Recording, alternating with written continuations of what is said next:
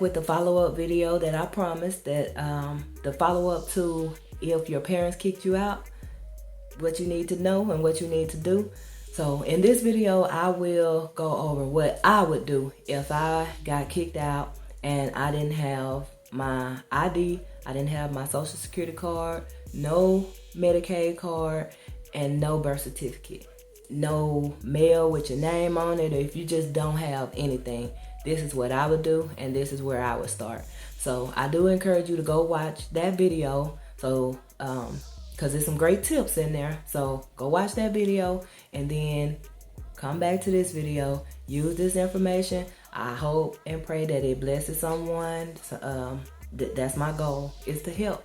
So if you like this type of content, I will be coming back with so much more. This is my passion because this is my life. I was put out, and I want to help other people navigate through the questionable parts of life.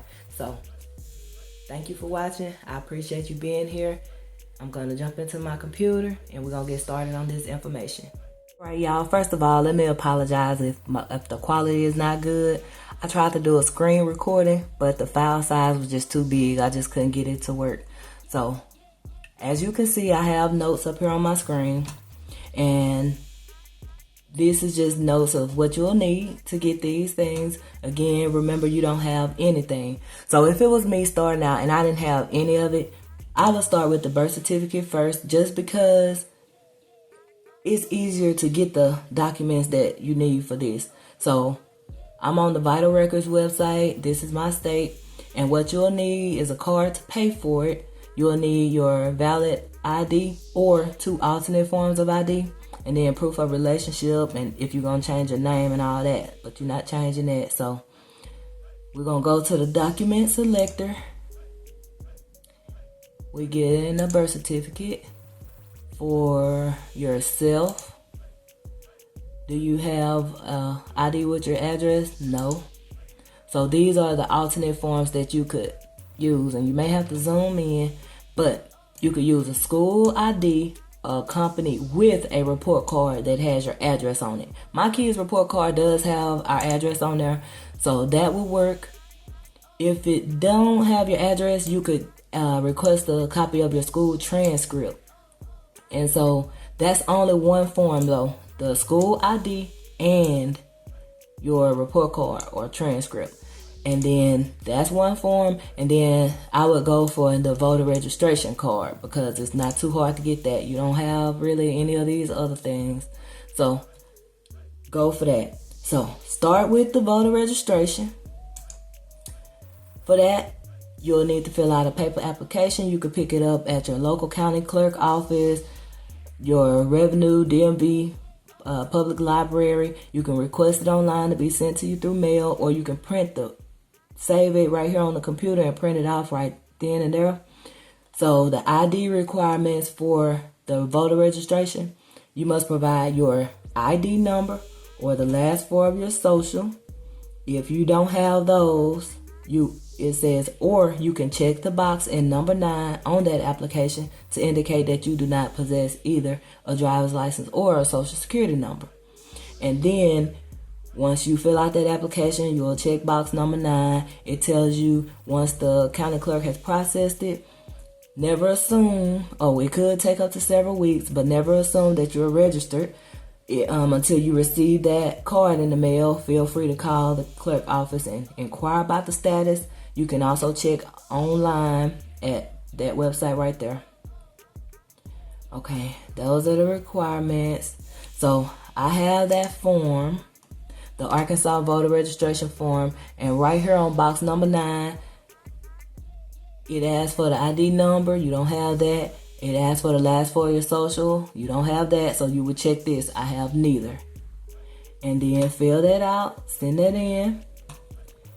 Once you get the voter registration card in the mail, take that card along with your school ID and your report card and use this online to get you a birth certificate. Order that. So once you receive that birth certificate in the mail, you can't use your birth certificate to get your social security card. They won't accept that. So I would go for the ID next. And this is not the main website, but this is the same information. So now you got your birth certificate. I would use a birth certificate and the school ID with a photo in order to get your ID. If you don't have a photo on there, you can get your school record or your transcript. So use the birth certificate and your school record in order to get you an ID. Okay, so now you have the birth certificate and you have the ID. You can use your ID to get your social security card. Here's the deal with that. You are age 18. You are a U.S. citizen. You do have a mailing address. You do not, well, now you do have an ID, so you could use that. But if you wanted to try to just say, no, you don't have that, you're not doing any name changes or anything like that. Do you know your social security number? If you do know your social security number, you can apply online with one proof of identity. But if you don't know your social security number, you'll need to visit a local office with that one proof of identity. So with that one identity, you can use your, well, it's this one, non-driver's ID.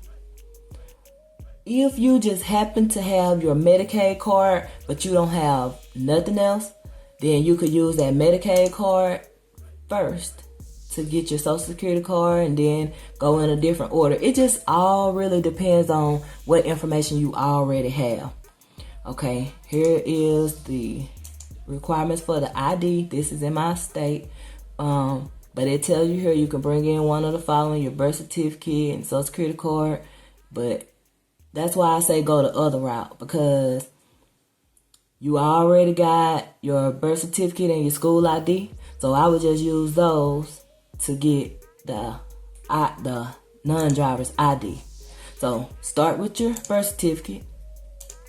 Use two of these documents. If you have the school ID and the report card, go ahead and get that voter registration card and then use that to get your birth certificate. After you get your birth certificate, once again, get your ID using that birth certificate and your school ID, and then go over and get your social security card with that ID. Okay, after that, you can go to DHS, apply for Medicaid, apply for your own Medicaid now that you're an adult.